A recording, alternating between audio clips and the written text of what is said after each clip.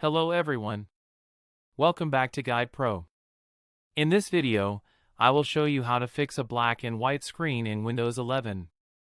If your display suddenly loses color and everything appears in grayscale, these steps may help fix the problem. So let's get started. First, open Settings on your computer. Now click on Accessibility from the left side. Scroll down and select Color Filters. If color filters are turned on, turn them off. In many cases, this immediately restores the colors on your screen. If the problem is still there, open the Start menu and search for Device Manager.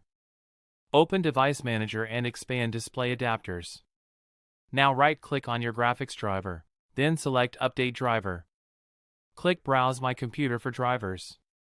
Next, click Let me pick from a list of available drivers. Select your graphics driver and click Next. Wait for Windows to complete the update process. Once finished, restart your computer. After restarting, check if the colors have returned to normal.